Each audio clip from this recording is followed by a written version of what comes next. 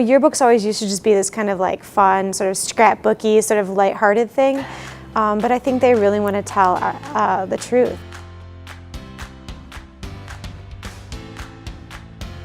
What they're working on is the verbal visual, like how the verbal and how the visual are going to govern the tone, the feeling, and the storytelling. I have access to probably 50 really good yearbooks from around the country, so I brought in all different types of samples. We started by looking at what does good sample opening copy look like? How can we make it short? How can we make it longer? How can we expand it out over several pages? Should it be on one page? You know, we get used to seeing the same things over and over, and so we don't notice the small things, or we don't think about other things that could be changed. And to see another person who has seen all these other yearbooks, it's good to, get different inspiration ideas. We're getting a whole different look on what we just know, other than what they know and what they can bring from their expertise and what they've used, and with their ways of how to design, how to do stuff, and it just helps bring our book together in a way that we couldn't see without their eyes. It's really neat to see them understanding sort of the power of what they're doing to actually